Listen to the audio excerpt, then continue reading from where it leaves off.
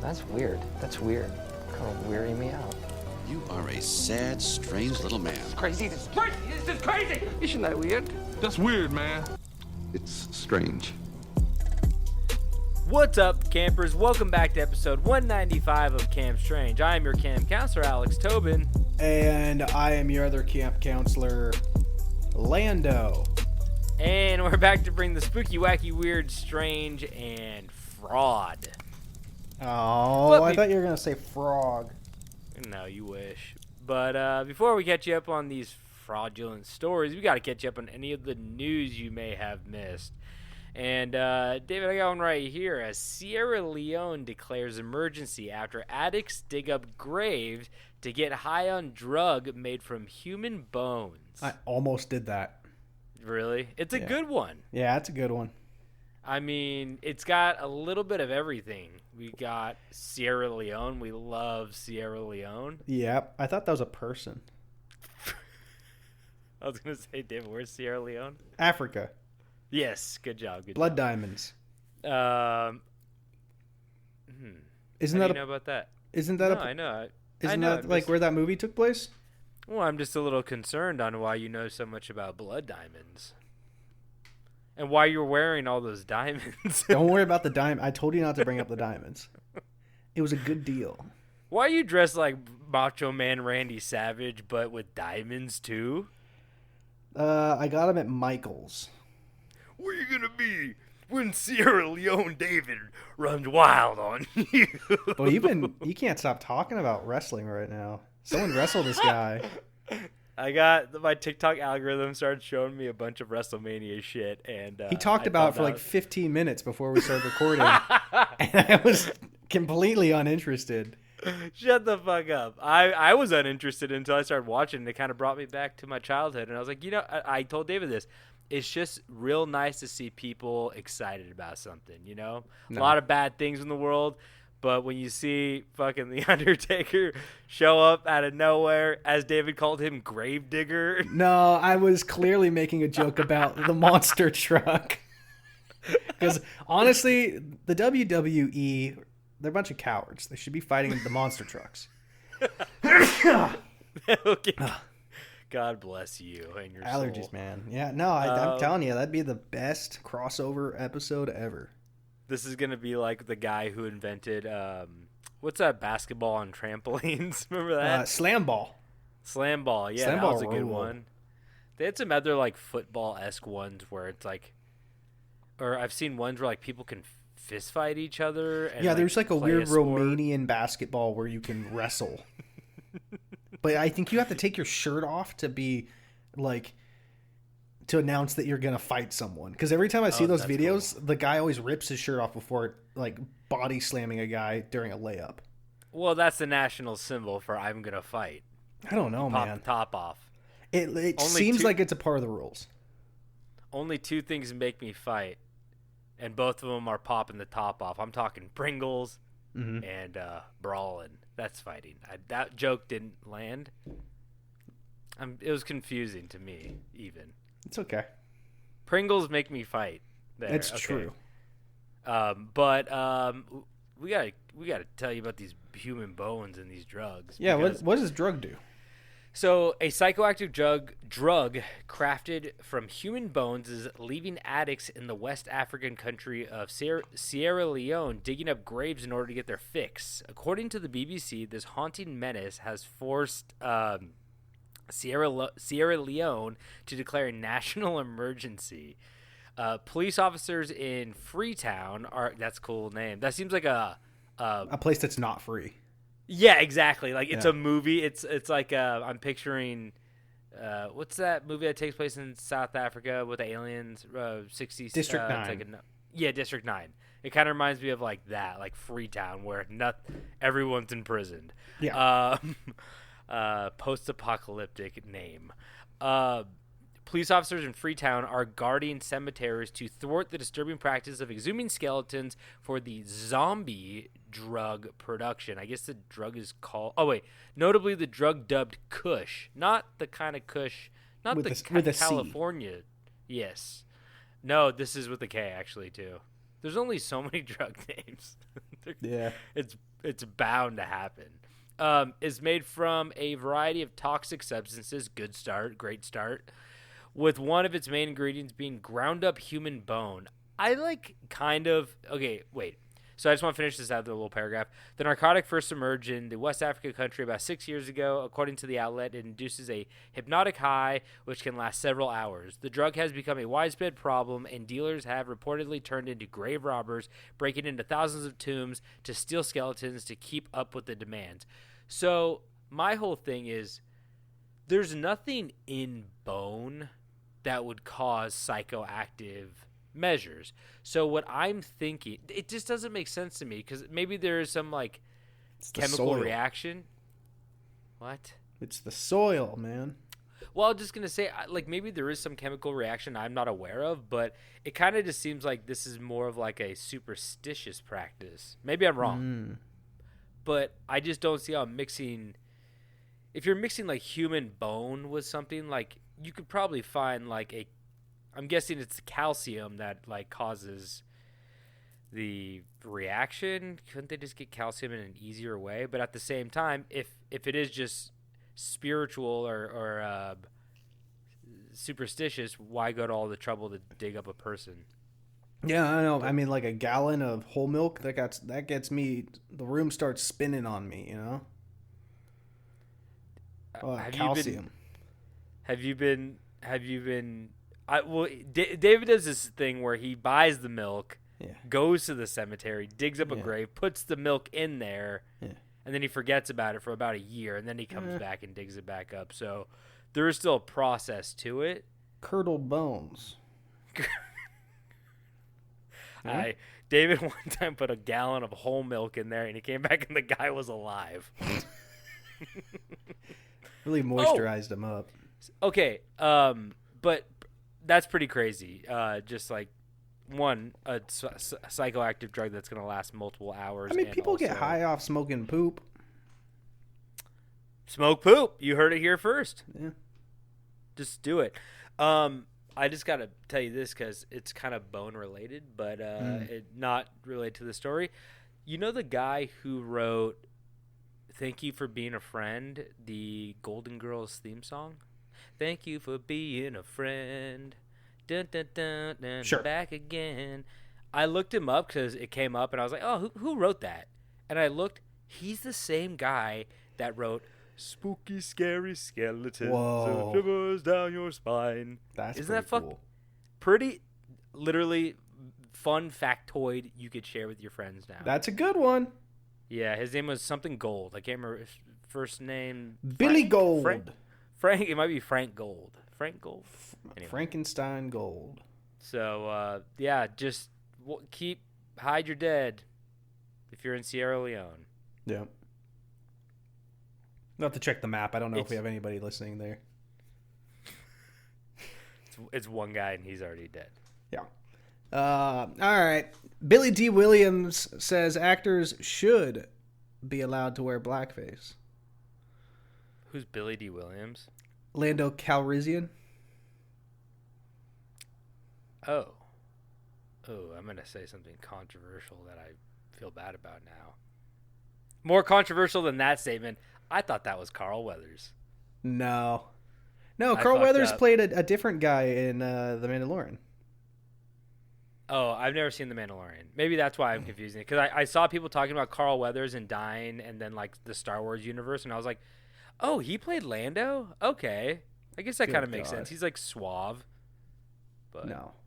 At least I didn't say that you could still wear a blackface. Huh? And of course, Billy D. Williams is black.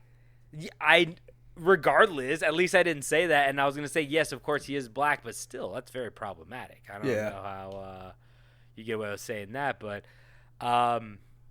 he comes from. If he was anybody else, we'd be like, "What a piece of shit." But with him, I'm like, "Well, he comes from a different era, you know." Yeah, why not?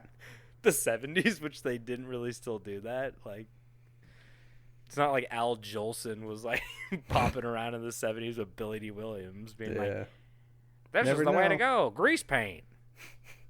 I'm like, Jesus Christ. I don't understand. I think the most recent, as they say, and It's Always Sunny, the most recent guy to do it and get away with it. I mean, besides Robert Downey Jr. and Tropic Thunder, but Othello, Laurence Olivier and Othello. Yeah, You know, that was bad. there you go. Who was that? Was that Laurence Olivier? the actor? Laurence Olivier. I thought that was the guy. No, Othello. Oh, I'm thinking Lawrence of Arabia. That's a character. Yeah. Yes. Okay. Who plays Lawrence of Arabia again? I should know this. This is like one of those most like. Didn't John Wayne do blackface? I think he did it like casually. Or maybe I think he did it not in a movie. No, I think he did actually.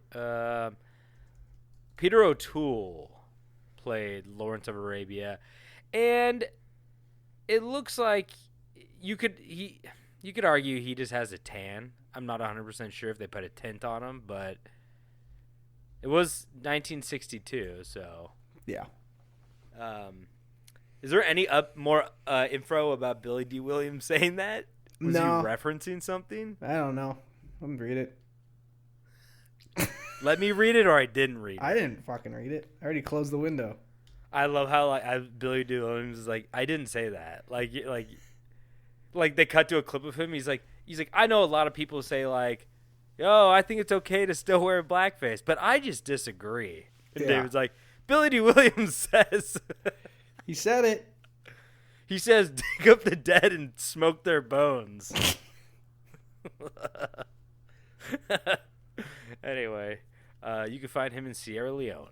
I got another one right here as Polish priest jailed for throwing wild orgy where male prostitute died after overdosing on erectile dysfunction pills. Did his dick explode? Yes, and someone's head exploded too. Which head? That. Oh, I see. Yeah, I got you. Yeah, it's like Jackie Chan in Rush Hour 2 when they put the bomb in his mouth and they tape it. Oh, I thought Jackie's dick exploded. Let's say, remember Rush Hour 2 and Jackie Chan takes all those ED medications and has a heart attack, or I should say explodes. Yeah, how do you die from that? What kills the man? Okay, I don't know why I know this, but you know who else had a heart attack on ED pills was God, who was that Instagram guy? Dan Bilzerian. He died? No, no, he had a heart attack though. Oh. Yeah, I guess they. Damn, I got excited for a brought him second. back. But I don't know what ED medication does, but I think it does something to your heart if you take too much of it. Well, I think it just gets. It's like a blood thinner. Yeah, it's a blood thinner, right? I don't know. It's something like that, but it does something. It probably rushes a lot of blood all over your body, obviously. Yeah. Or pulls it all from your heart. You should test it. No Eat way. 6 Rhino XL nitro pills from the gas station. Do you think those are actual like ED medications? I remember I had a friend who went to a different college who was in a fraternity who had a fraternity brother who would take them to see what would happen. What? And I guess he was just angry all the time and he started getting really thick, coarse back hair. That's like horrifying. Yeah. Well, he might have just been hitting. I think he fucked like a machine, but I don't know. Fucked like a rhino. It's where He you grew a have horn. sex. It's where you have sex and then a man shoots you with a trank dart and then cuts your nose off. Jim Carrey crawls out of your ass. That scene scared me as a child. Like when the bottom, I think I brought this up in the pod before, but when the bottom half of his jaw is still in the rhino's ass, and then Yeah, his it's stretching. he's like, like that scared me. And they're like, and then it scared me because of the people's reaction watching it, where he's like, "Honey, get back in the car," and I was like, "Oh my god, these people are actually in danger." Like I didn't understand the context of the situation. I just saw Jim Carrey because I also saw Cable Guy. Mm-hmm. And that scene where he's running up the hallway with the fucked up eyes. I don't scene- remember Cable Guy at all. Oh man, that's a good one actually. But there's remember a dream sequence where he's like a fucking monster. I remember watching it when it first came out. I was probably too young for it. And then my mom was like, oh, that movie was terrible. We're never watching it again. I just never saw it again. It's pretty good, actually. I think you would like it. You get a kick out of it. It's pretty funny. Doesn't he like become a stalker? Yeah, he basically is like he's a stalker, and like I'm not gonna spoil anything, but yeah, you find out he's like a very lonely guy, and it's actually like kind of weirdly heartwarming, or like sympathetic towards his character, but he's like a psychopath.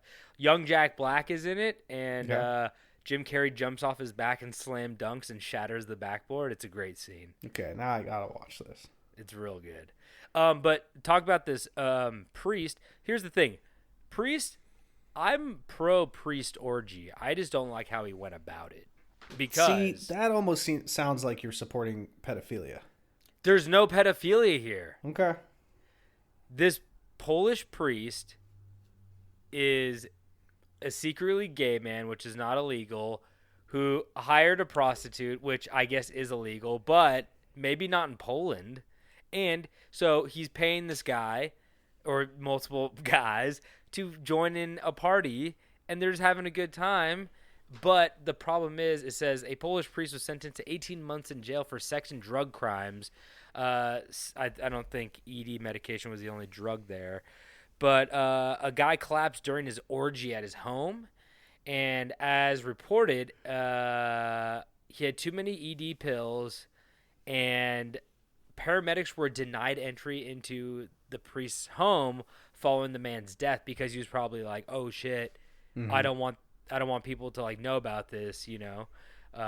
He's a man of God, not science. He denies the doctors. He's like praying over him. He's like, "Give me."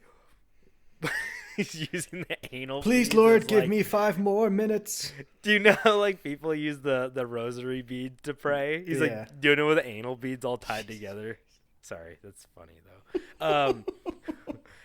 So somebody called an ambulance. Paramedics arrived. They refused entry, but they were only able to attend to the man after police were called. The police had to show up basically, and it says the priest referred to as Tomlinson Z was sentenced for sexual offenses. I don't know what that means. Supplying drugs and failing to provide assistance to a person in danger of loss of life or serious bodily harm. He was ordered to pay the victim 15,000 zloty. What? Is that what they use in Poland? Poland. Oh yeah, they use zloty in Poland. Zloties. Zloties in Poland. Poland, which is 3,000. Wait, he had to pay a dead man 3,820 American dollars in damages and pay several thousand. In the afterlife. If a priest gets you killed, do you go to heaven? Wait, but what if a priest wants you dead? That's the catch-22. That's why priests don't kill. But here's the thing. So he had to pay this man who's obviously now dead in damages, and he paid several thousand zlotys to fund a setup account to help the victims of crime. That's very generic. Just any crime. Give us thousands of dollars. Set up a fund for a victim of crime. Poland is crazy with their crime. Poland is kind of crazy. Yeah, a little crazy on Poland. But yeah, so I guess he just like basically was trying to like cover up this man's heart attack, and in doing that, because he probably had drugs in there and other shit, but you gotta just let him through. You gotta bite the bullet on that. You know, he shouldn't have been partying so hard. He's probably rock hard, pinching a 10 under his Catholic robes. Do you think he took the ED pills too? For sure. See, you know what's fucked up? This guy might not have even needed ED pills. But trust he probably me, did. If you're fucking a pope, you're gonna need ED pills. He wasn't fucking the Pope.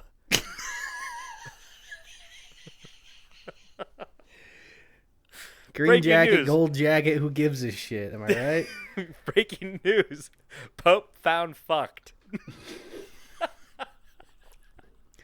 pink smoke leaves the chapel.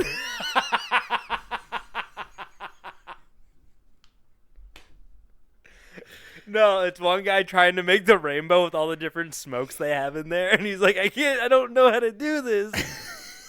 Smoke doesn't work like paint. I keep telling you guys this. So yeah, that's well, I kind of forgot that they announced a pope through the chimney. Isn't that crazy? They don't do that shit in Ployland, I'll tell you that much. Yeah, Poyland don't have no chimneys. We have ED pills and Slothies. You take ED pills to stay warm in Poyland. That's how you cook your food. You put it on the on the spit and roast it over a fire. You rotate it. What spit are you putting that chicken Boner. carcass on? Yeah, that's okay. Boner. Just making sure. Yeah, Just making sure we're on the same page. What do you mean? Okay, you just said chicken carcass when you really meant to say Cornish game hen. Oh man. Okay. All right, moving on. Wait, I'm getting a call. What's that? We're canceled? Oh. Okay. We're going to jail? Ah, shit. Was it the chicken on the dick? We're That getting did sent it? to Poyland to sit the rest of our lives in a prison cell. In a work camp in Ployland. You have to dig all the graves for all the ED guys. But there's Took no too shovels, just ED pills. Get to digging. You gotta stretch out the hips. Yeah. Bury Keoghan, that dirt pile, baby. So, you know what's insane? When that Saltburn happened, joke. spoiler alert if you haven't seen the movie, when he walked up to that thing, I was like, oh, he's gonna fuck that mound of dirt. And my wife was like, no, he's not. And then he started taking his clothes off, and I was like screaming, laughing. You're salivating, you mean? Oh, I was going crazy. She put a leash on me. I was barking at the TV. Looked like a DMX album cover. Dave gonna give it to you. Okay, you have another story? I do, and it starts with quotes. Why do my eyes hurt? Searches about eye injuries see massive spike amid solar eclipse. We couldn't not talk about that. Okay, I have a confession to make. What? I'm currently blind. That makes sense. No, so I knew that the eclipse was happening. Yeah. And I went to a coffee shop to do some writing, and I was writing in there, and time got away from me, and then I noticed, I was like, oh shit, it's like 12, but I think it went from like 10 to 12, 15 or something, and I was like, oh, I just want to see if I could catch like a little edge of like the sun. Just edging And the I sun. went outside, I was edging with my son. Jesus Christ. Oh, now we're done. Okay, now we're done. Now we're canceled. I'm getting another call. Yeah, the police are calling. So I went outside. I'm not letting him in. So I went outside, and I was just like, I'm just gonna like do like a, you know, like when you see somebody in public and you think you know who they are, like you recognize them, and you kind of do like you kind of scan the room. No, not wave at them. You kind of do like you kind of don't do a direct eye contact, but you kind of scan the room, and then like you bring it back, and like you're talking to someone, and they go, "Is that John?" And you kind of scan the room, pretend like you're looking at something else, and you kind of turn back, yeah, like a swivel, and then you go, "Yeah, it's John." So I tried to do that with the sun, and immediately I looked back to where I was. I looked up at the sun real quick, and I looked back, and there was an immediate dark spot in my eye. Yeah. I was like, is the sun usually this bright? Because I feel like I've looked at the sun before and it wasn't that bright. I'm always looking at the sun, you know? Did the sun get brighter on me? Or did I just get dumber? Probably both. Yeah. It was too cloudy here to see it, unfortunately. Well, it didn't really make a difference on the West Coast. I feel like you just caught like a little bit of the edge. You had to be like in one of those I mean, you could Google, I think most people saw it, but it was like full eclipse path. Yeah. It went from like New York down to Texas, and it was like, you know, going over like West Virginia or something. I don't know, Arkansas. Yeah. The last one that came through was like Eugene was like the number one place in America to see it. And it was really? like pure black storm clouds out. Like just couldn't see it at all. No. That's shitty. Yeah. Oh well. I hate that. I mean, it's. I remember the last one that happened was, oh God, like 2018, 17, 18. See, that's what Probably I saw that it was 17, but I was like, didn't one happen like 2 years ago? No, I don't think so. No, one Oh, happened maybe. last year because I had the leftover glasses from last year. I swear to God, one happened last year. I just remember the one from like 2000. Was it 17? I remember that one. Well, I and think the being difference like- is the ones from this year in 2017 were like full eclipses Yeah. where it's like perfectly centered, but the Yeah, one yeah. last year was like a partial. Yeah, I was gonna. Oh, okay, I remember the one that I got in LA, and it was like I went outside, and it became like a different hue outside. So I was like, Yeah. that one was covered enough where I was like, oh, this is kind of crazy. Yeah. But yeah. So I guess a lot of people are also doing what I'm doing, looking at the fucking sun. Yeah. It's I'm a big sun fan. I'm I almost said, David, are you okay? He turned Yeah. his brightness all the way up on his No, screen. I closed that news article, which was like Yeah. in night mode, and now I'm on a page that's completely white, and I feel like I'm looking at the fucking eclipse right now. I'm a big fan of like space, but oh, I remember the one you're talking about. It was like the sun went in front of the moon or something like that. That would make no difference. You might be onto something. Well, that was a lunar eclipse. That's what a lunar eclipse is. So shut the fuck up. Yeah, No, okay. no, it's not the sun goes in front of the moon. It's the Earth goes. Oh fuck, man. So this time the moon went in front of the sun, but the other time was. Oh my god, I don't know. I guess I'm not a space fan. A lunar eclipse is when an astronomical event that occurs when the moon moves into Earth's shadow, causing the moon to be darkened. Such an alignment occurs during an eclipse season. The text is really small. Approximately every 6 months during the full moon phase, when the moon's orbital plane is closest to the planet of Earth's orbit. Anyway, I think one of those did happen, but I'm just gonna stop talking about it because I know smart enough. But We're scientists. yeah, that's true. Men of science, We are men of science. men of invisible dogs, men of science, whiskey men, Whiskey boys. Or would you bird rather haters, would you rather seagull be a baby or haters, a boy? hornet haters. What? Would you rather be a baby or a boy? That's been the age-old question. Isn't it? Yep. So should we get into these stories? I guess. Because apparently you have All right. plans later. Dude, I'm a very busy man. I wasn't playing a Plague Tale before this and diverting rats from the bubonic plague onto soldiers. Yeah. Fun game. Anyway, so let's get into it. Now, David, I did not write an intro paragraph for this because I totally forgot until just right now. But the thing that inspired me to choose this topic, fraud, was one of our news stories last week. And I'm talking about zip tie leg, dry ice leg. Okay. Remember him? Yeah.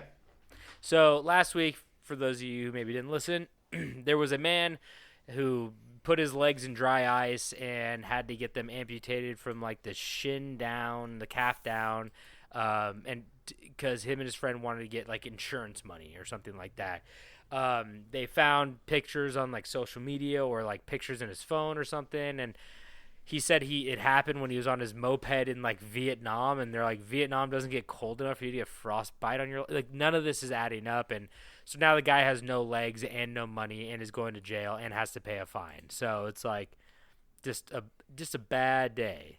But I was like thinking, I wonder if there are any other like good fraud stories, this little fraud things. I came across just a couple little fraud stories that I wanted to cover, that I just thought were kind of fun. So Today I'm going to cover just 4 little vignettes of fraud. And you guys can determine if they're funny or not. So, let's get into them. So, this first one, what was that noise? A sniffle. Oh. My allergies okay. are bad. Oh. So, I don't care. That's fraud. It's fraud, dude. You're trying to get medical time off. Whatever, man. Dude, shut up.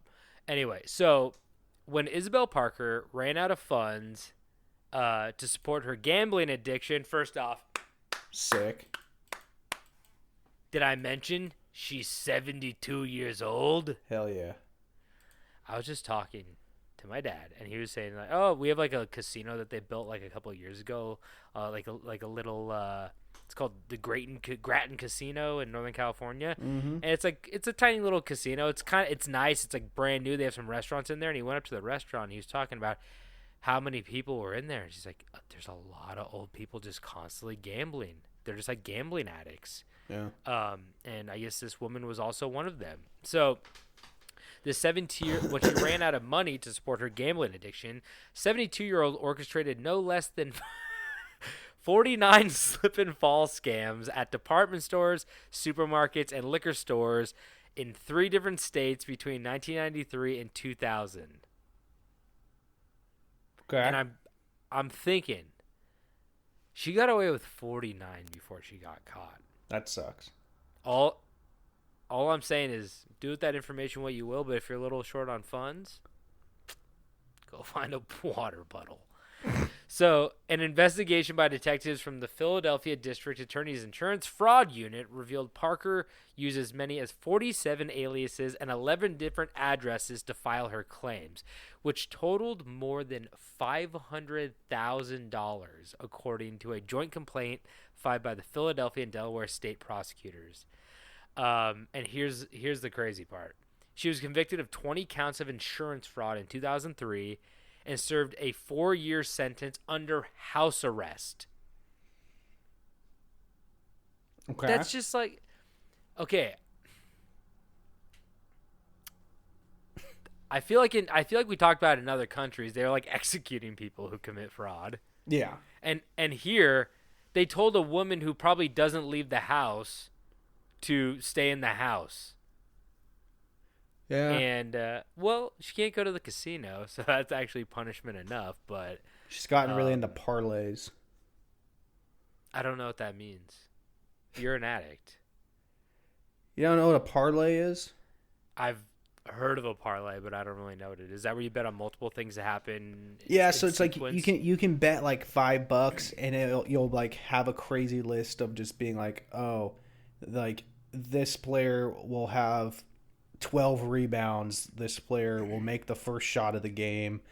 This player will have like X amount of assists.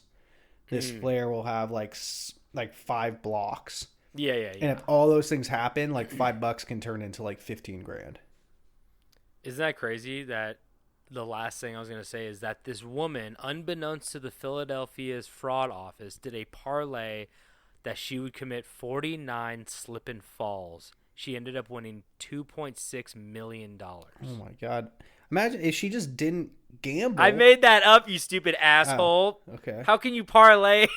How can you parlay that? I thought you were like making okay. I thought you were just like trying to make a reference to what I was saying. I didn't think she. Well, let me did just a ask you parlay. this. Let me ask you this. Do you want to be a boss or do you want to be a baby? I feel like a baby right now. Okay? That's right. Because I kind of zoned out and I wasn't listening to you. Because you don't get to school me on the podcast about what a parlay is without me spinning it and making you look like you don't know something, okay? I'm not insecure. Gotcha. I still don't know what taxes are. Okay, so I'm going to move on to this next one before David makes the list. David loves Wesley Snipes movies. It's crazy. Yeah. DMX, my favorite artist. Love Shakira.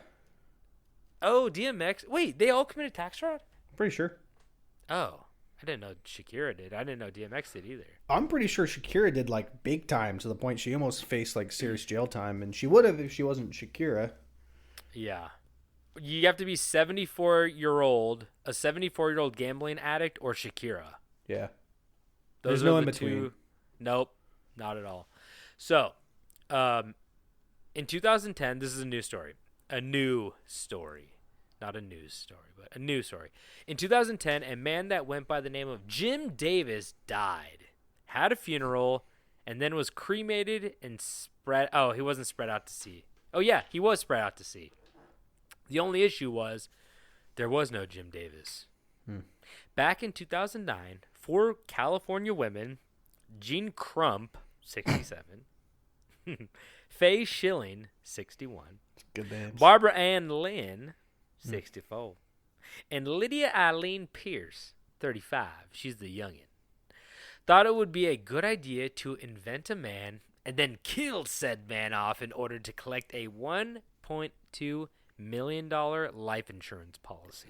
How can you do a life insurance policy on someone that doesn't exist? Like, don't you need like their social and like driver's license and like dental records? Here's you make a good point. I think it's one because this was in 2009. Maybe some rules are different back then. That was only like not that long ago, so I don't think that was the case. But maybe, I mean, they did get caught, so I True. mean, somebody did their due diligence. Maybe they filed everything, being like, we file shit, and then if somebody, that's the thing. Maybe they file shit, and then once people go to claim it, that's when they do a deep dive. Yeah. That I don't know if that's actually true, but maybe. Anyway, so. But the other thing I wanted to say, oh God, what was it? Oh yeah, how do people take life insurance policies out on people they don't know? Like, I remember that was like a thing back in the day where somebody would be like, I took a life insurance policy out on this like homeless guy and then I killed him. Yeah. But I think the whole thing is you have to get somebody to sign the papers. So you have to know them enough for them to like basically say that you're the beneficiary of like the money. I don't know how life insurance works. Yeah. Some of you listeners might know, but I assume that's like the case. So it's like when people got tricked or like did use homeless people or like other people, I'm assume that they like tricked them into like signing a piece of paper. Yeah, cheeseburger for a signature, sir. Just a quick little ciggy for a ciggy. Pickles on. He's got pickles on it. Got pickles. Extra pickles for an No extra signature signature. until I get the pickles. Extra signature equals extra pickles. Extra sign. The dude signs it like John Hancock. It's like huge on the page. It's like a basketball. Signs a basketball. Wouldn't that be cool? That would be I'm cool. gonna start collecting homeless people's signatures on basketballs. David goes to like a children's auction. It's like Some high school thing. basketball signed by the Skid Row class of '92. Just put it next to like the university championship team's signature ball. Put it next to the Burt's Bees basket. Put it next to the barbecue grilling basket. The barefoot wine collection basket. The duck themed basket. I'll give you another one. Come on, you got one more in you. The one night stay at a small Airbnb that's 5-hour drive away. Yes. And there's like lube in it. Yeah. That would be really funny at like a children's auction, like a school. It's like Lube and It's 3 like spatulas. a weekend getaway, and there's like a gag ball in it. That's the thing. The priest anal beads. That's the thing. You got to give people those. I feel like those gifts are like you don't want to go buy it for yourself Oh, because the prenatal because beads. God, no. they're just hard to get your hands on, physically and So metaphorically. slippery. Yeah. But like if somebody gave me a gag ball, I'd be like, this is a really stupid gift, but I love it. I'd put it fits on perfectly. I would put it on and be like, I gotta see what this is all about. But I would never in my life ever go. I would never go and buy one. I don't think I've ever actually seen one in person. Wow, that sounds really incriminating. What do you mean? I don't even think I know what one is. Wait. Wait a second. Wait. Now, Wait, come to would you think of say- it. Did you say a blag crawl? Dude, What? what is this thing? I had a friend one time in high school. Someone was like, "Oh, is that Abercrombie and Fitch?" And he's like, "Abercrombie and Finch? What?" And I'm like, "You know what that brand is? You don't." I'm like, "You Justice don't have to." Beaver? Yeah, exactly. You don't have to know. You don't have to wear it to know what it is. And he's like, Yeah. "Oh, you don't even. I swear, I don't even know what the hell that is. What the hell is that?" I would never. That's like a Tim Robinson sketch. What the hell is that? Anyway, so it just made me laugh hard. A smartphone? Ugh. Yeah, okay. I remember if you joined Facebook at one time, you were like lame. And like everybody was on MySpace and like I made a Facebook. I'm like, ew, you're on. Wait, what? What is it called again? Facebook? Facebook? MySpace was king. Yeah, dude. I miss Tila. I miss Tom. Top friends. Yeah, I miss when a song started playing immediately. Yeah, Slipknot on your main page. I miss my Stars and Straps background. The gifts that like twinkle. Wait, straps? What? What are those? Tie me to the bed? What? Paramedics can't come in? What? What? Okay, so let's get back to the story. So they killed this man off, this fake man, for $1.2 million life insurance policy. First thing they did wrong is there's too many people involved already, right?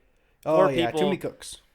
Yeah, a 1.2 split, 4 ways is like only like $300,000. Is that worth like I do it with like another person. That's Yeah. it. But I said the only issue was they really had to sell it.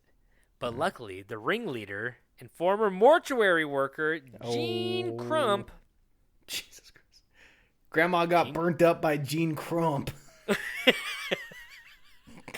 damn. Yeah, So Gene Crump, she handled my grandpepper. Great work. Oh, Gene Crump. Oh man, she made him look like a beautiful man in death. I Put a wheeled gag ball in his mouth. Grandpepper over to Gene Crump, and she turned him into white sand. Beautiful. Well, Dipped my toes. I felt like I was in Hawaii. we put him on the beach in Florida, and I saw a child building a sandcastle with him. He would have loved a child touching him. That's what he would have wanted, a child mushing him into a playing moist with him. paste. Just playing with Mush his me into body. Grandpa, every time we go over Grandpa's house for Easter, he always go, mush me into a moist paste. Oh, And kids, we- I hope you guys don't mush me again into a warm paste. Oh, no.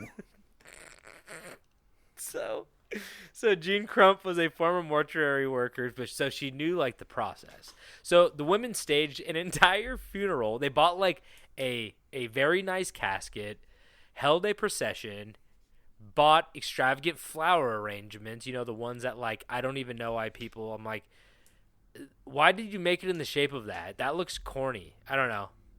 I know it's tradition, but like when I see like a wreath at a funeral, I'm like, this ain't Christmas. That's what I always say. This ain't Christmas. They said, does anybody have any words to say about Grandpepper before we lower him into the ground? I go, oh, this ain't Christmas, because if it was, we'd all have presents. I didn't get my present. I don't see Santa a single candy cane. Santa came early. So, but I just don't like those flower arrangements. I just don't. Yeah. Just instead, I want everybody to fucking sign a basketball at my funeral and put it in my coffin. That'd be kind of cool. That would be cool. One homeless signature. That's all I ask. Just which one would it be? You got a favorite one? Probably like one of the guys from Bum Fights. Oh, I don't think any of those guys are still alive. In my funeral, I'm gonna say, bury me with my most prized possession, and then they'd open up the letter, and it would say, David Stokes. Hey, you have to crawl in that coffin with me. I'm in the window. We'd have to sit we'd have to lay in it 69 style. Oh, okay. You're crawling in the coffin with me, and we're getting lowered down. I mean, are we doing ankle to ankle though? It might be kind of hard to fit, you know. Well, I'm face up, so Yeah. you'd be face down by my feet. Yeah, like that's what I'm saying. Like head between ankles. Yes. Yeah. No. Yeah. No. We wouldn't be overlapping with the legs. We wouldn't have mouth on genitals. We're strictly. Okay. David, I tell you this all the time. We're strictly doing this for shape purposes. I know. It's like putting shoes back in the box at Foot Locker. You can't put them both the same way, David. They don't work like that. And you can't forget to stuff them with their fucking tissue, because if you don't do that again, it's never gonna fucking close. Wait, what if they started lining up people in coffins like shoe boxes? Like they Coffins have two people in them. like they put me in shoulder first. Like I'm on my side. Okay. And then they put another person in there with me. Okay. Or Just even stack better. them up.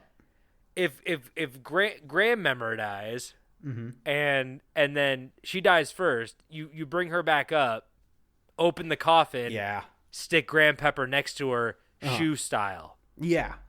Just start putting coffins in those like revolving car garages. I've never seen one of those, but I was kind of picturing those things that you used to get lunch out of in the 70s, where you slide open the thing and get the sandwich out. Okay. You know? Like a revolving thing. Yeah. You put the coffin in like a Carvana? Yeah, exactly. That's kind of like the thing I'm talking about. Yeah. Okay, yeah. That makes So then you get easy access, and it's like we're gonna be back in like 3 weeks. So Okay, is anybody keep it writing close to this the top. down? Is anyone writing this down? You can sell advertisements on the side of your coffin. Can you? No, I'm saying that's part of it. If we're doing the Oh, Carvana yes. thing and you can see all the coffins lined up, you're gonna want to do some advertising. Yeah. Mm-hmm. It might hurt some brands. Like Dog food. like once you pop, you can't stop. Uh-huh. He stopped. He stopped. But did he popped- pop? He might he not have popped one- popped. He popped too many times. They didn't even have to we didn't have to film a tissue. He's full of that like foam peanut they make. Circus peanut? Yeah, that they make Pringles out of. That's not potato. That's like No. circus peanut. That's like That's tennis ball. it's something. There's something wrong with those chips. I like them, but there's something wrong with them. Yeah. You ever seen one of those touch water? No. It's insane. Oof. What happens? They turn black and catch on fire. They're not natural. Huh.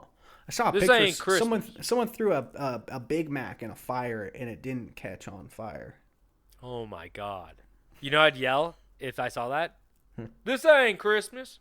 That's my new catchphrase. I can't. Yeah. I like saying that. This ain't Christmas. It's good.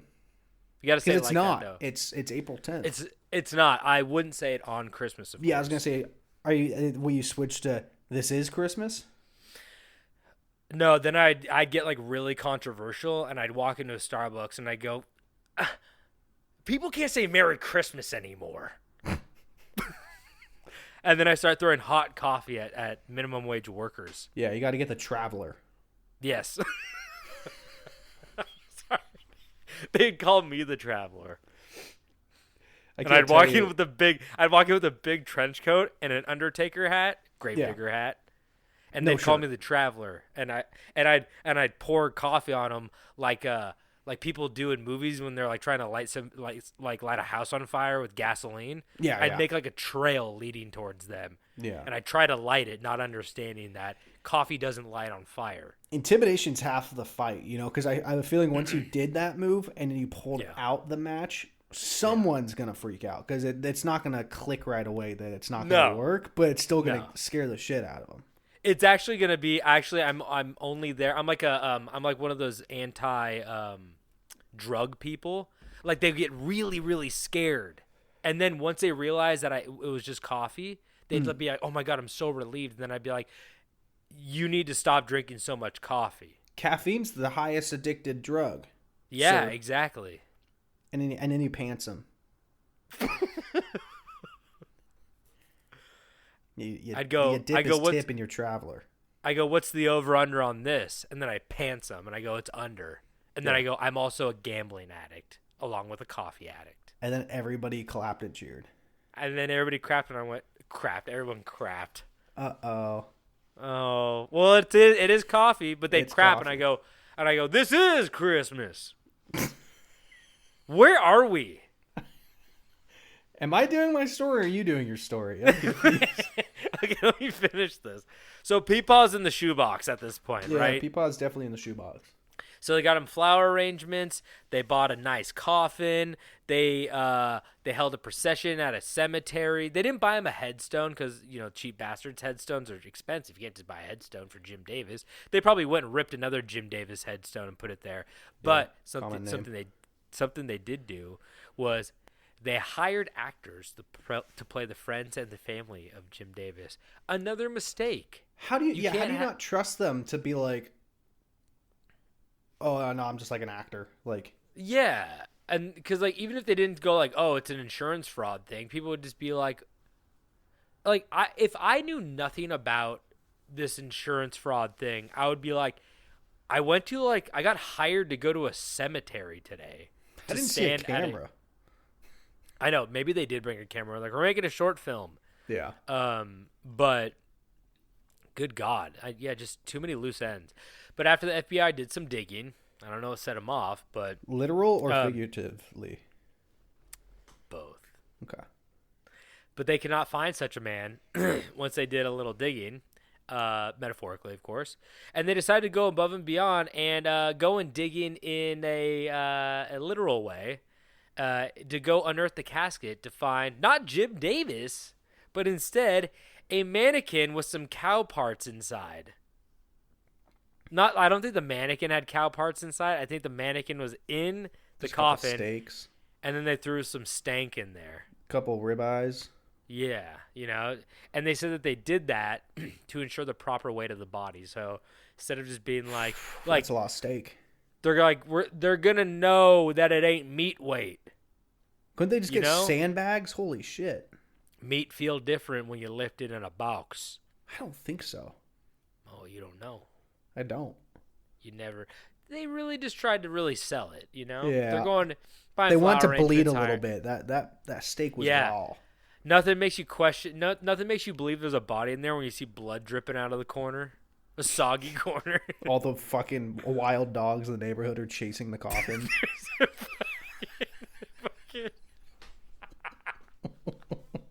Peepaw's real ripe right now, guys. Sorry. It's fucking thousands of flies. They're like, is Michael Clark Duncan from the Green Mile in that bitch? Why are there so many flies? I'm just picturing there's nothing funnier than a bunch of dogs chasing a coffin as it goes down the street. Especially if they're nasty stray super mutts. They're like Guadalajara dogs. Oh god. All they know is raw rancid meat. Yeah, they only know attacking small child and dead person. So they're just going fucking crazy too. No controlling them. They're going nuts.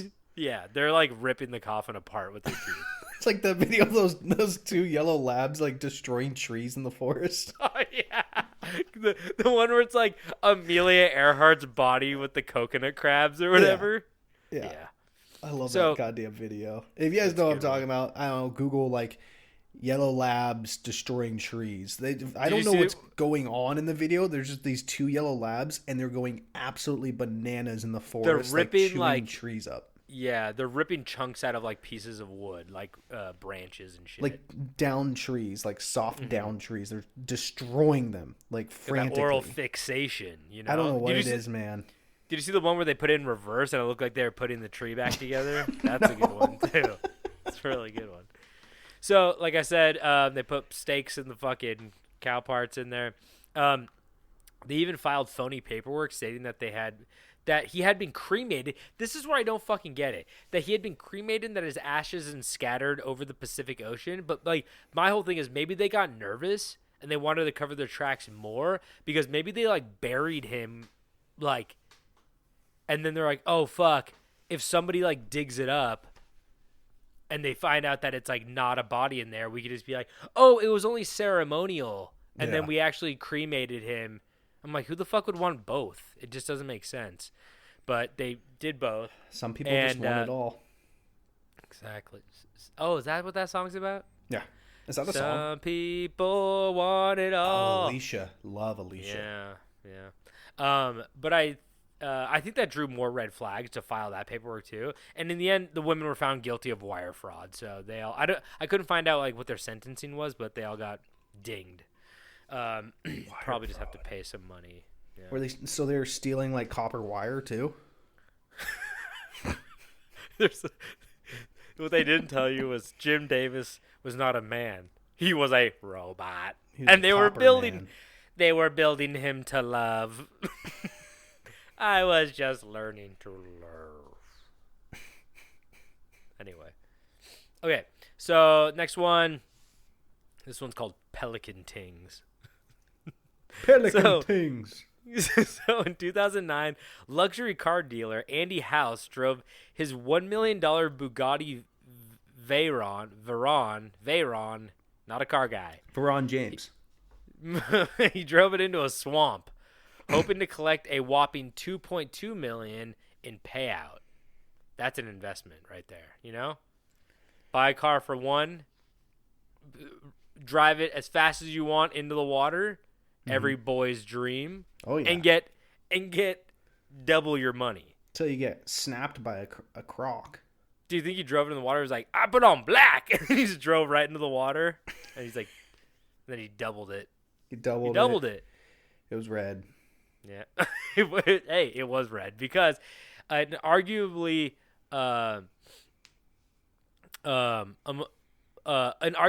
amongst the least thought out car insurance frauds of all time, he drove it into the water.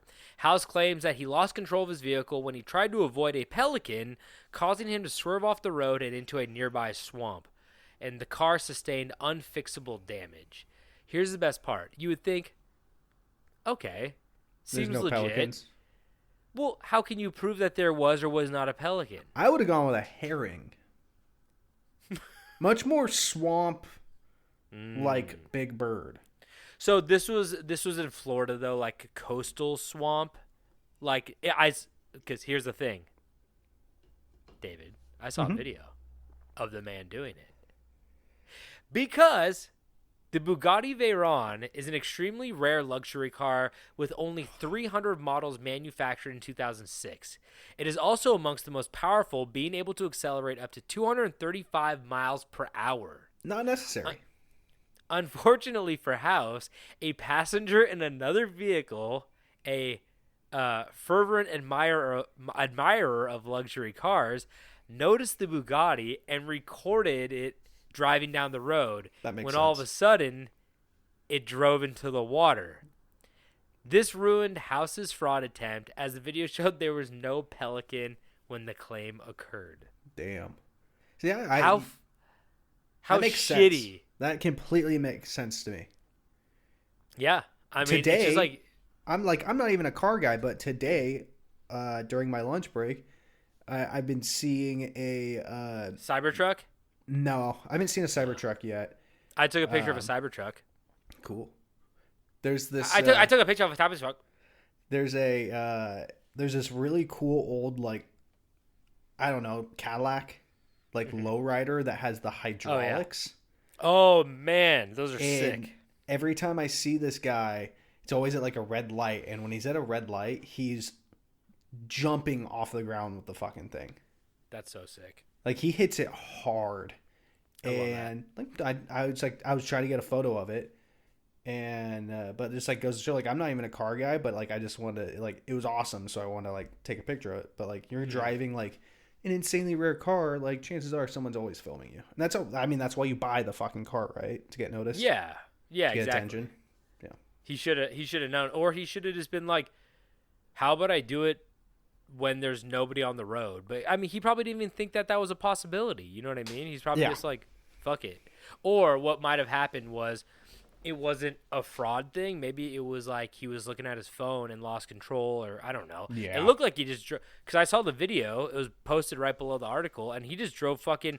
It was like he was driving on like a 2-lane road or like a 4-lane road, and there was like water on like his right side for like miles. Like it was like clearly in Florida somewhere, and he just kind of veered off the road and drove into the water, and it was like do, and it just like went under the water, and you're like, oh fuck.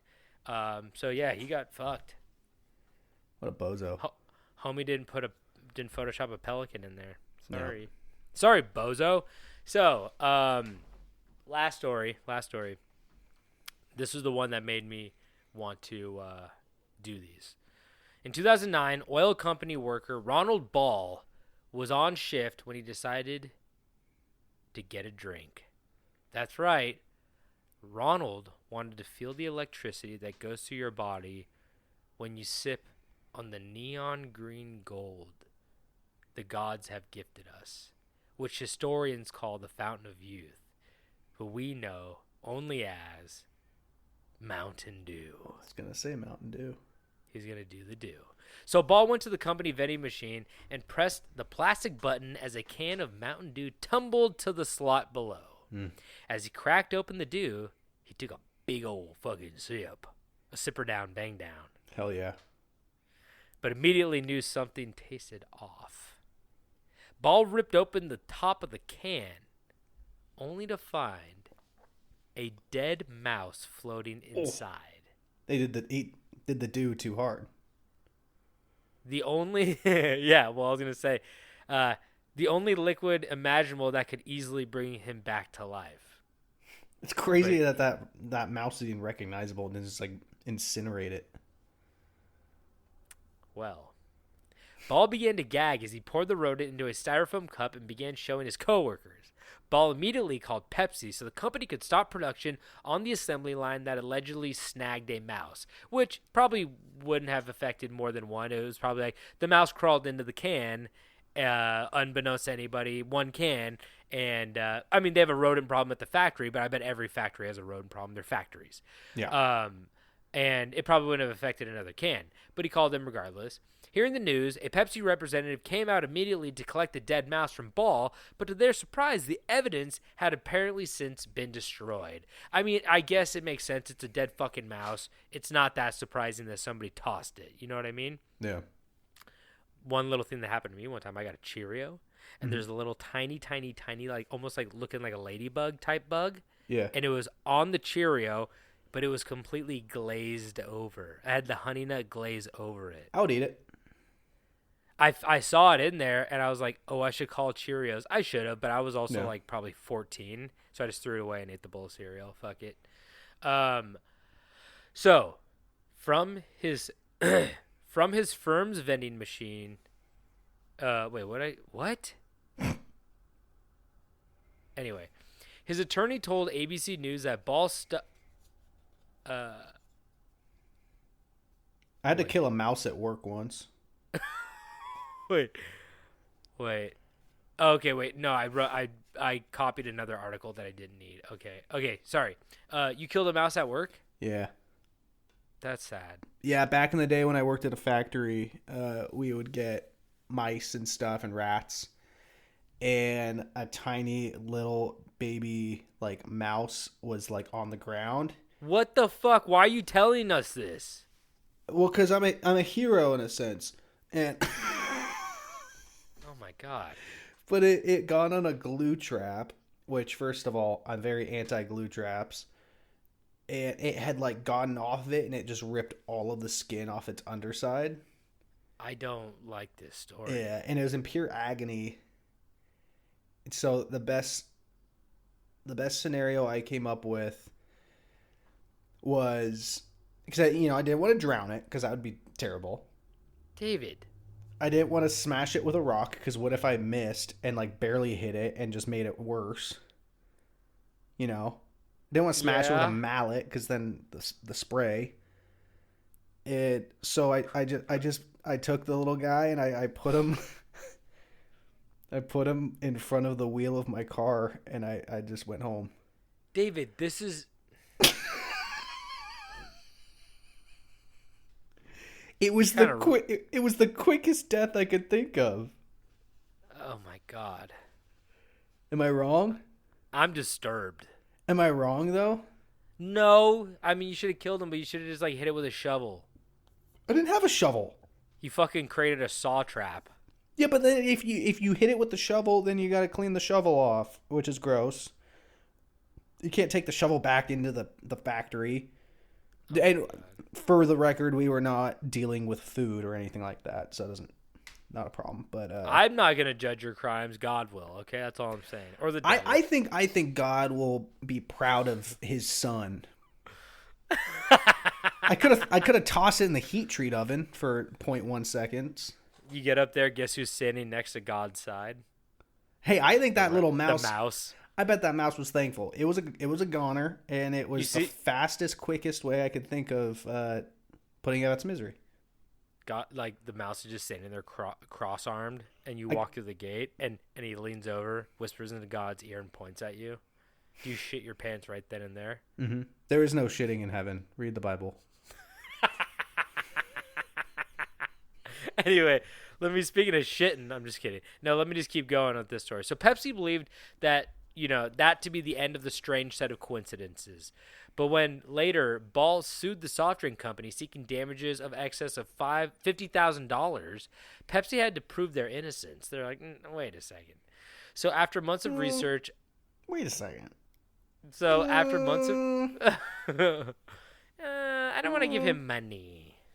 So after months of research about this incident, Pepsi came to the conclusion, maybe even against their own volition, that Ball couldn't possibly have gagged on a mouse because Ball didn't exist. I'm joking. No, because Mountain Dew's powerful ingredients would have dissolved the rodent's body before the can ever reached the vending machine. Way. They came to the conclusion that in 30 so how many days, times have we been drinking Mountain Dew and there's just a dissolved rat in it? I know. They should have said in 30 days, Pepsi's expert insisted it would have become a jelly-like substance. The man bought the can on day 72, apparently. Some say it was like 15 months after it was canned, but some people were saying 75 days. Some people were saying 72. So I'll say 72. And it would have been a jelly. So Ball's attorney was not impressed, calling Pepsi's legal motion a poor descent and that it doesn't say a lot about their product. But in the end, Pepsi won, and it was officially seen by the courts as a case of fraud. And just as a fun little thing, I found a chart right below about how acidic Mountain Dew is. And if I'm reading it from most acidic pH, starting at 1, because 1 is the highest pH. Okay. That's battery acid. Okay. Below that, stomach acid is a 2. Below that, lime juice is a 2 to 2.3. Lemon juice, 2 to 2.6. Cranberry juice, 2.3. And then it goes vinegar, and it finally gets down to the first drink. And I'll tell you this, it's not Mountain Dew. Mountain Dew is actually further down the list. Squirt's a good guess. Squirt is on the list, but it didn't make the top 15. Is it one of the several ugly stepbrothers of Mountain Dew, like Code Red? No, how about this? I'll start at the bottom of that like 15, and I'll work my way to the top. So it goes... Okay. It goes starting at 2.7 and getting more acidic.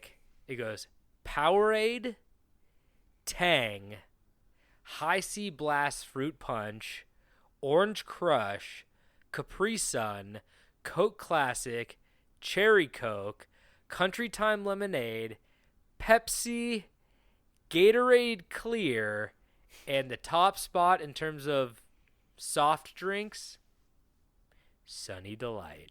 Ah, that makes sense. Yeah, that shit's buy pretty it. acidic. Yeah. I used to drink a lot of Sunny D. Did you? I liked Sunny D growing up.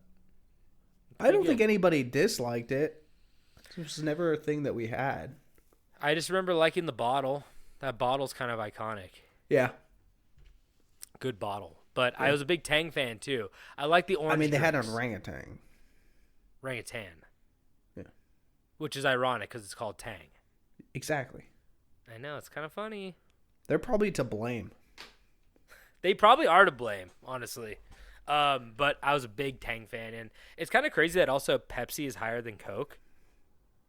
Why is that? Like, oh, it says, wait, because classic Coke is 2.53, and Pepsi is, Pepsi's 2.49, so it's slightly more acidic, and also Pepsi has a little bit more sugar. Yeah, Only I believe it. 0.4 grams more, so not a lot. But Are you a Pepsi or a Coke guy? I'm a Coke guy. I used to be a Okay. Pepsi guy back in the day because I really liked cherry Pepsi. Yeah, but you can just but- get cherry Coke. I didn't like Cherry Coke's branding. I was a brand whore. I didn't like their Coke can. The cherry Pepsi, I got a lot of Pepsi with the lemon twist. Pepsi The with retro, the lime twist. the retro logos vanilla. were awesome. Yeah, that was a good one. Anyway, so Sunny Delight will eat you from the inside. Anyway, and it'll also dissolve a mouse quicker than Mountain Dew, if you're curious. Crazy. And that's my story about fraud. Frog? No. Oh. All right, Tobin. Let me ask you. Have you ever had... Oh, boy. Already off to a bad start. Have you ever come up with a master plan, the plan to trump all plans, but this idea completely falls apart in the worst way possible? It sounds like literally all of my stories I said today. Pretty much. There's definitely some fraud in here. Okay, cool. Well, today I'm going to be telling you the story of Michael Frog? Handley. Frog. Do you know who Frog is? Frog is a Eugene legend. Like Gravedigger? Like, no. Not Like even Smoke Bones? Like Bone Smoker? Oh, that sounded bad, actually. That sounded like a... I meant the guys digging graves and smoking bones, but... Oh, no. I wasn't talking about the priest. No, there's a Eugene legend named Frog who... Oh, yeah, that's the, like, hippie guy on a bike or some shit, right? He's like, he sells borderline joke. homeless. Yeah, he sells joke books. Yeah, that's right. And my mom said that when her and my dad were at Oregon, he was doing the exact same thing. Like 50 years Still ago. doing it? Still doing it. Good for him. Yeah. I'm going to be telling you the story of Michael Handley. Michael Handley was a Louisiana millionaire and a total piece of shit. Imagine that. Michael was not a faithful husband to his wife, Schanda. And like all cheaters, Schanda found out while looking through his phone. Oh, idiot. Go put a password on it. Yeah. Idiot. Schanda, standing up for herself, kicks Michael out of the house. Michael is pretty mad about that, but ends up leaving. And Michael continues to be furious because how could his wife find out he was cheating on her? She's a devil woman. How could she do that to him, you know? I don't get it. I'm on Team Michael. Yeah, like why would she do that to him? It's so cool to get I think one of my favorite things to do is to gain someone's not only trust, Undying but love. trust. Yeah. But love, and then I take that and I use it against them. Yeah. To believe that I did not do anything wrong for years, And but they I'm call secretly They called you out. Yeah, like, oh, she doesn't love me. That really I grinds my loved her. gears. I stayed with her through all of my cheating, and she won't stay with me. It's just not okay. Devil woman, man. God, the worst. Michael then proceeds to think if he can beat Schanda to filing for the divorce, it would work out better. I thought No. you bad choice of words. We're not there yet. And oh no. It would work out. So he wanted to get to the divorce paperwork before she could, because he thought like, oh, if I file it, it'll look better on my behalf. Yeah. I didn't lose. You lost. Exactly. But as his anger fades away from his mind, he has a change of mind, a complete 180. Michael now becomes hellbent on winning the love of his wife back. I thought you were going to say that Michael became Hellboy. No, he becomes something much worse. He started smoking cigars and got a big rock hand. The Doomfist. Cut off his horns. Wait, is that what they called that? I used to read that way back in the day. Doomfist was an Overwatch character. Yeah. Hellboy's fist. Wait, Doomfist? I don't even know what that is. I don't have one of those that I use with the gag ball. I don't even know. Goomgist?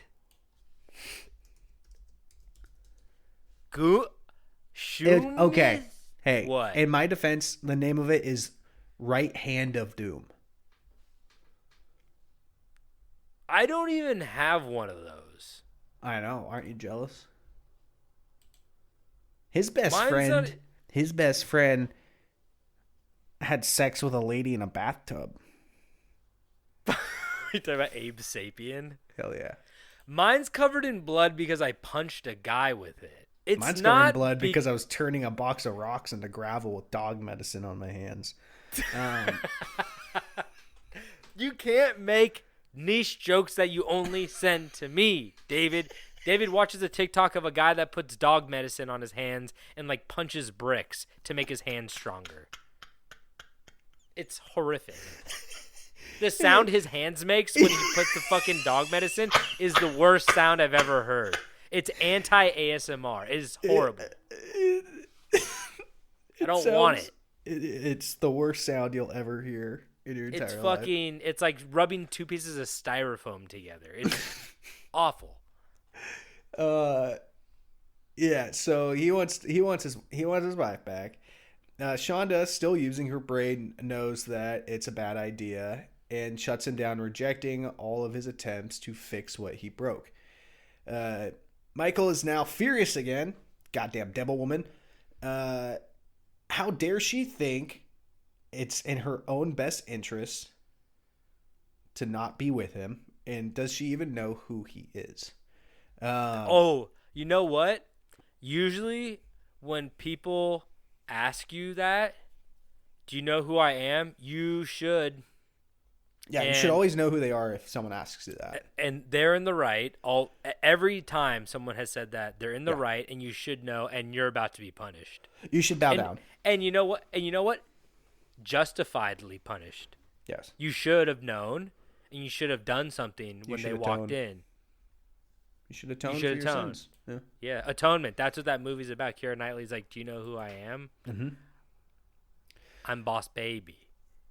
So now Michael decides to take an alternative route to win her back.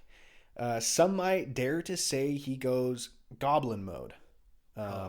Because the next logical tactic for him is to threaten to send their homemade Simpson shit pornos out to friends and family. Hey, homie. Stop having sex with Bart. Come over here, homie. Bart was the only name you could think of. Well, I didn't want to say Lisa because it's not as funny to be like Homer's having sex with his daughter, but it's funnier with his son.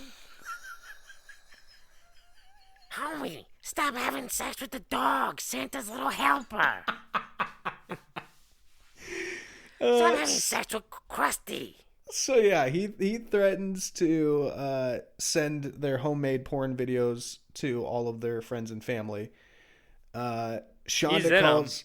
Yeah, exactly. So it's kind of like, is this is the route we're going? Like, doesn't really help you much either. I mean, maybe it The does. the whole video, he's like, "Mommy, mommy." Have you seen? Have you seen Blue Velvet? No. I know of it. David Lynch's movie. There's a scene where there's Dennis Hopper's like doing some mommies, and it's disturbing to say the least. Yeah. He really nailed it in terms of disturbing. That's Lynch Daddy for you. That's true. Razorhead's fucking wild. That's you with the mouse is a Razorhead. Yeah, for sure. It laughed at you. Maybe.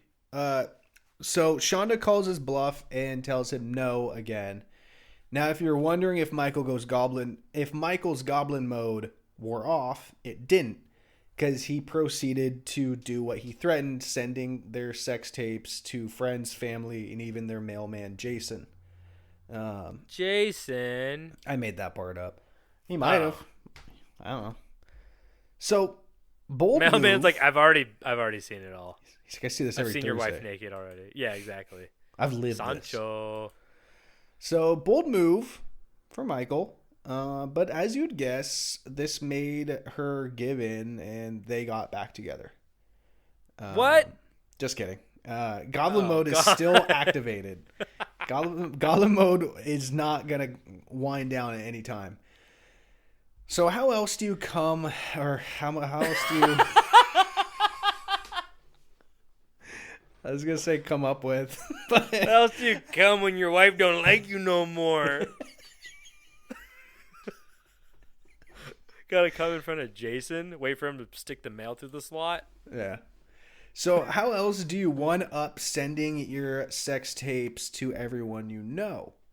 The Second Amendment, baby. Mike shows up. He bought a gun?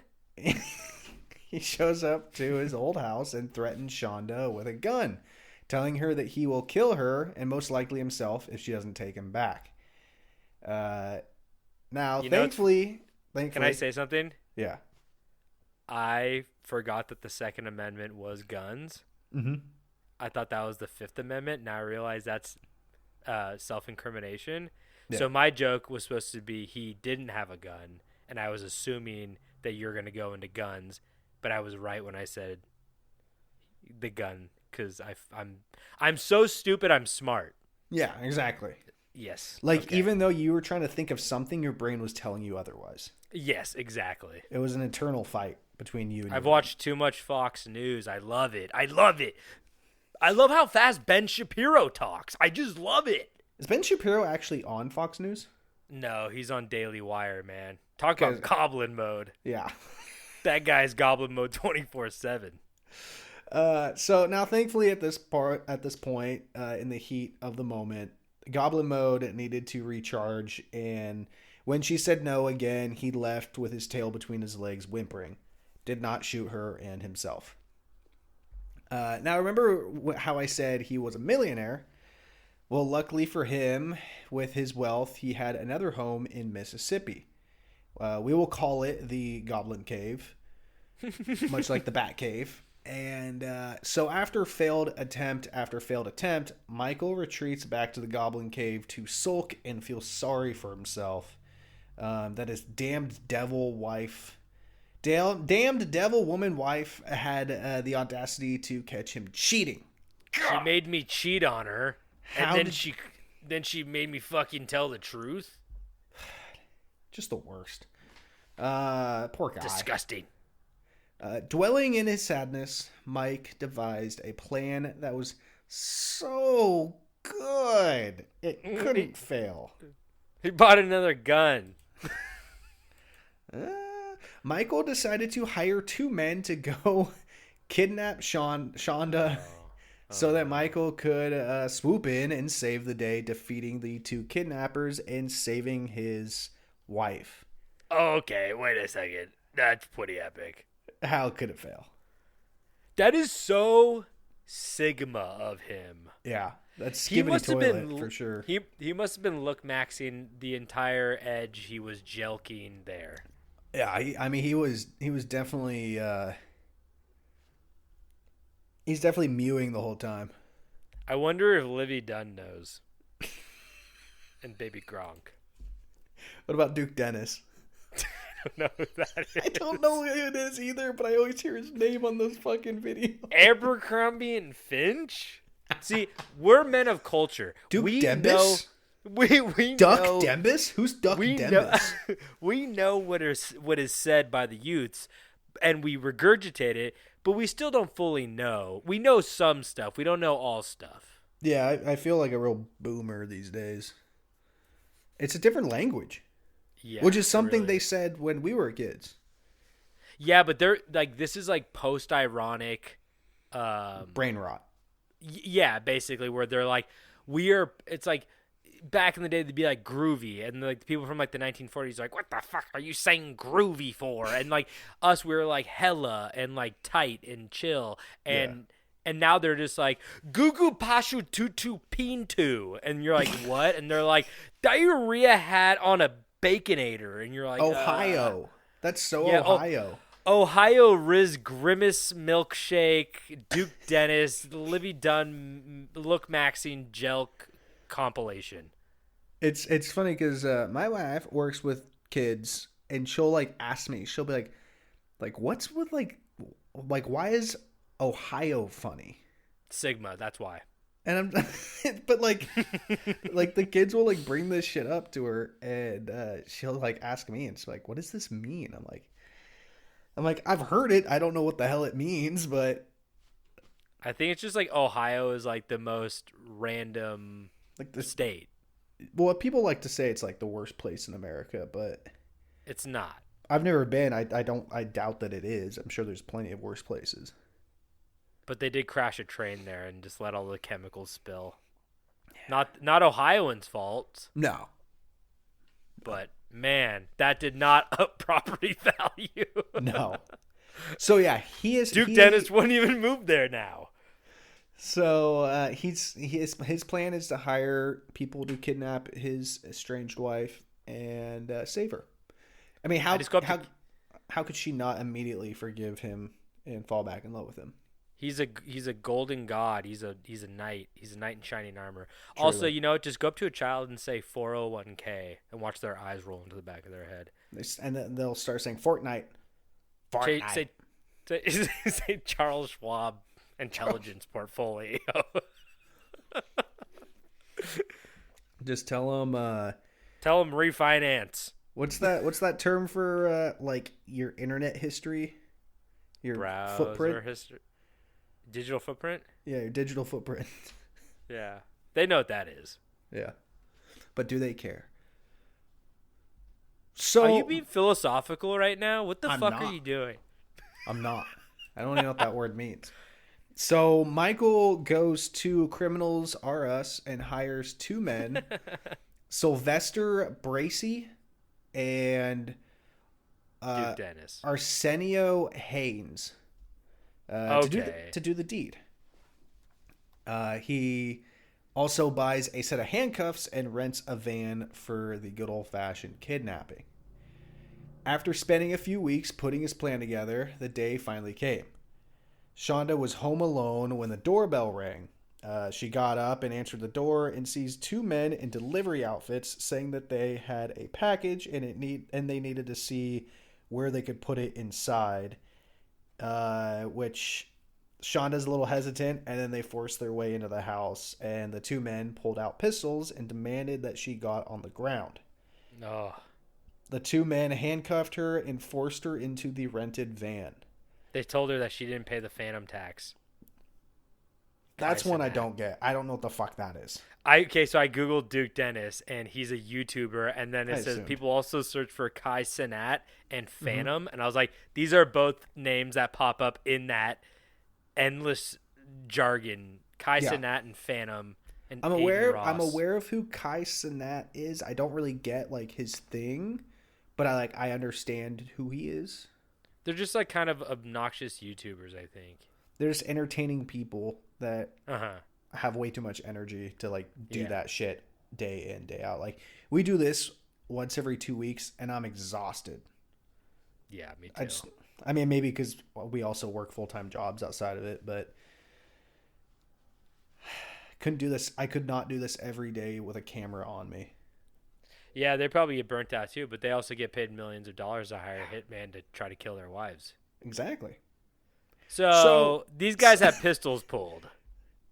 Yeah, the two kidnappers peel off as one of the men is driving and the other is holding a gun to her head. He then rips her clothes off and forces a nice handful of mystery pills into her mouth. Now, Tobin, what's one of the biggest weaknesses when dealing with Goblin mode? The ability to turn off Goblin mode. That's true. I'm not going to say no to that. The answer I was looking for was luck, or in the Goblin moder's eyes, unluckiness. Oh, yeah. Goblin, when you're going Goblin mode, You get unlucky. Yeah. Luck is not on your side because you just have to power through every scenario. As the two kidnappers are fleeing the scene of the crime, their luck runs out as a police officer who was just finishing up his shift was on his way home when he noticed their erratic driving and started to tail them. The officer throws on his lights to pull over the van, but the kidnappers decide to floor it, seeing that there was no way they were going to be able to explain the naked, drugged, and tied up woman in the back of their van. Yeah, they could have just told him it was a prank, bro. He would have understood. It was Ohio. Yeah, I am curious, like, I'll ask this later. So the van quickly pulls off the road to hit some back trails in a swampy area, when they eventually run into a nasty patch of dirt, getting the van stuck. Bracey and Haynes decide that they are in too deep and jump out of the van and try to lose the cop on foot, leaving Schanda behind in the van. They're just like, you know what, fuck this. We're out. They could take her. Where did he hire these guys? I'm not sure where he found them. Craigslist. Yeah, 7-Eleven. So, being that it had just heavily rained one day before... All the killers are by the taquito roller. If you see anybody buying a taquito or a hot dog, that's an international sign for I don't give a fuck about my life or anyone else's. You know what's crazy? My dad likes those. I like those. You heard it here. Hire the man. Yeah. No, some of those taquitos are good. Especially the ones that you don't get to pick yourself. Because then no one else is like inspecting them. And there's one person to control the taquitos, they're better. It's just like a disregard for human life, you know? Yeah, it's when you really have just given up.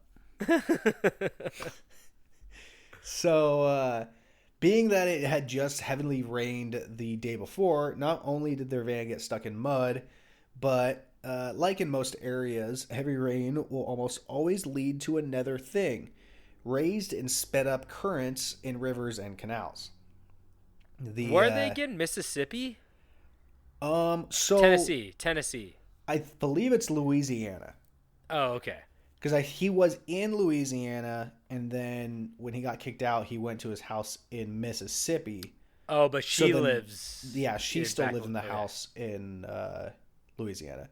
Okay. So the two kidnappers, while running, found a fast-moving canal and decided it would be easy to hop in and let the current drift them to freedom. Honestly, that's like I'm not even kidding. Where if I was getting chased by the police and I was like afraid to go to prison for like over 5 to 10 years because of this shit, like I might be like, I'm just gonna jump in and maybe it'll like I could just hold my breath and keep my head above water and it'll take me somewhere. Well, because they wouldn't be able to like figure out when you got out or where you got out and how fast you're moving. Yeah. No, for sure. Find your body. Yeah. So, not too much later, the police officer finds the van and goes to investigate, opening the van to find Schanda naked, bound, and drugged. Schanda is then taken to the hospital with police protecting her, so she is now safe. So she's basically out of the story for now. She's good. She's safe. But let's check in on our two kidnappers. As I said, they opted for the old canal escape for freedom, but this move would give them the ultimate freedom in return. Death. The two men end up drowning and dying in the canal. After some time, their bodies are discovered by the police, and the police are just really fucking confused. I'm about to say, honestly, that the piece of shit guy, like, what a Michael. a way to like tie up loose ends. Yeah. Unless the police, being good at their jobs, do the first logical thing, which is looking into the van. But do you remember who this van is rented out to? No. That's right. Our wonderful goblin mode Duke Dennis. millionaire, Michael. Duke Dennis. Oh, yeah. Michael, being a brilliant schemer that he is, decides the best way out of this is to make it look like someone had kidnapped him himself.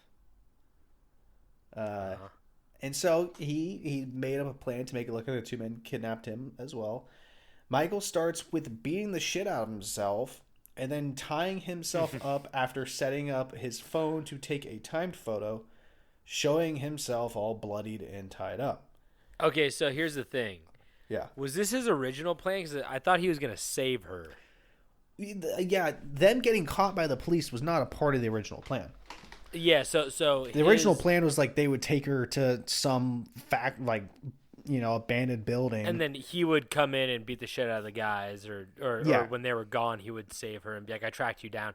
But the thing is, I think he beat the shit out of himself after he found out that they died or got caught or whatever, and was like, "I need to pivot this story. It's gonna come back to me, right?" Well, so he there's definitely a moment where like he lost communication with them. But so where was I? He beat the shit out of himself and took a picture with the self timer. Yeah, tied up. So then Mike sends this staged photo to his estranged wife, pretending to be the kidnappers, telling her that they have him and they want ransom money. The only problem for Mikey boy is that he was unaware that the two kidnappers he hired had died before he started to impersonate them. So it was not publicly known yet that they were dead. Oh, I see. I see why you got confused about what's going on. Okay. Yeah. Yeah. Because he's confused too. Yeah. So the police do not fall for this ploy, and he becomes the number one suspect. And for 4 days, the police are on a good old-fashioned manhunt. The manhunt would end after finding Michael in a shitty little rundown motel. So, sure, there's a lot of evidence against Michael at this point, but to give him the benefit of the doubt, maybe the kidnappers forced him to rent the van under his name with his own money. Maybe there were more than just two kidnappers working on the job. But there was one piece of evidence Michael forgot about. And that was his state-of-the-art motion and sound detecting security cameras that he had installed in the Goblin Cave. So anytime he was in the Goblin Cave, he was accidentally filming himself, including phone calls and meeting with the two now deceased kidnappers. Aye. Yeah, and the police found this, like over 100 hours of footage of him planning this and meeting with people. So with this damning evidence, the police have him right where they want him. And Michael receives 35 years in prison. Oh. So what's the moral of this story? We can boil it down to no matter how good of a plan you have, kidnapping your estranged wife so you can rescue her and save the day is never the right plan. It seems like there's a lot of people who, I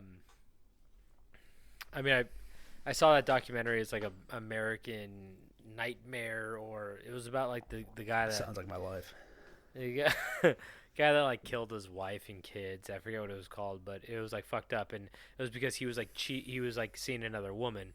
Mm-hmm. And it seems like a lot of these guys, when they go and do this shit, it's not because, like, a logical person would be like, okay, I fucked up, she doesn't want anything to do with me, or I'm cheating or something, I'm going to step out of the picture because there's no way of me coming back.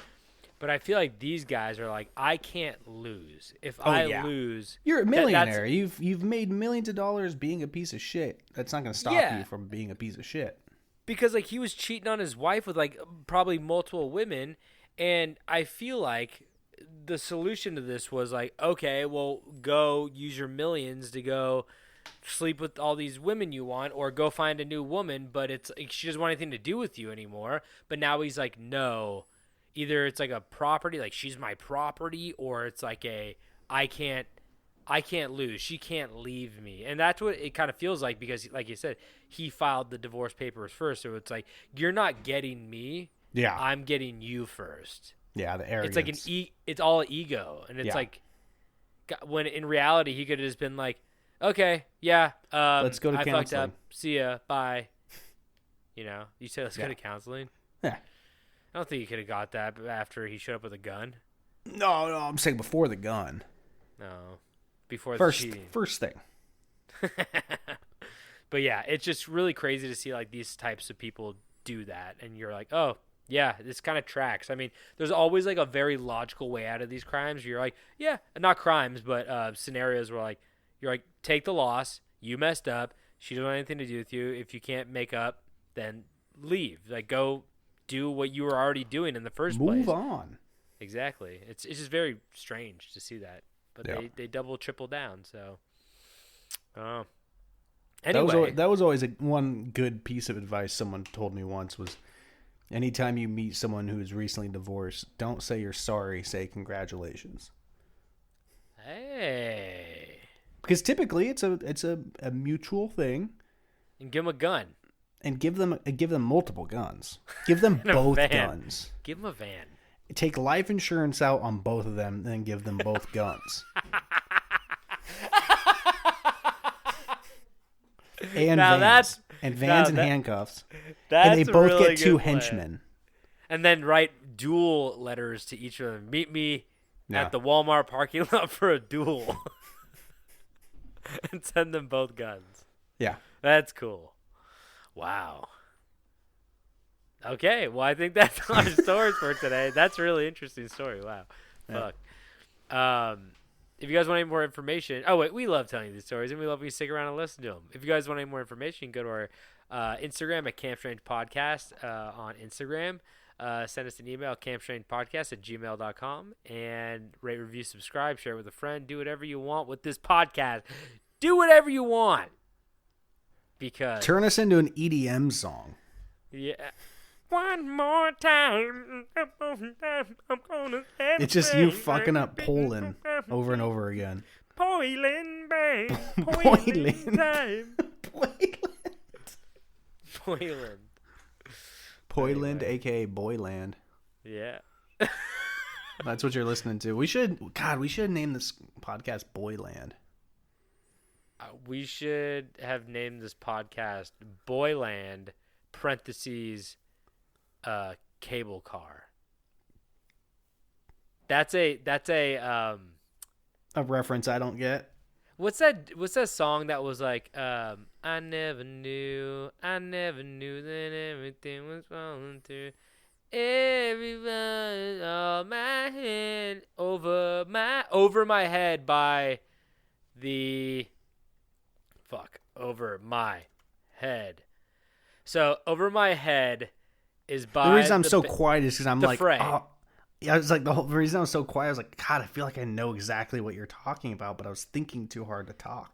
So the song is called Over My Head, but I always thought it was really funny because it's like over my head, day second left in overtime. She's on your mind. She's on your mind. Anyway, that song, they I don't even know if they say the fucking word cable car in it, but the song is called The Fray, Over My Head, parentheses cable car. And I always thought it was really funny that it was as a parentheses cable car. So after every single thing, I'd be like parentheses cable car. And people are like, why are you saying that? It's such a only me joke. Yeah. Sometimes those are the funniest ones, are the ones that only you get. Yeah. Over my head cable car. Yeah. Anyway, so that's pretty good. I gotta look up the lyrics now, see if they actually say the word cable car in it. Yeah, because if they do, the joke's not funny. They probably do. Well, come on, look it up. Okay, lyrics. Really quick. Lyrics. Everybody's listening on our time. This is us, baby. Let's do a control find for cable car. As you lose the argument in a cable car. Okay, but is that worth putting in the title? No, that's the thing. It's like this guy was probably like, man, that's what the song's about. It's about we had an argument in a cable car, and that's what I think about. And everyone's like, call it over my head, and he's like, I'm gonna call it cable car. And they're like, you're a fucking idiot. No one's gonna be able to find the fucking song. Anyway. Okay. Well, David, do you have anything to say before we officially head out? Nah, we gotta end it because that little mutt's starting to bark. Okay. I thought you were gonna say cable car as your final. Oh, cable car. And don't forget to stay strange.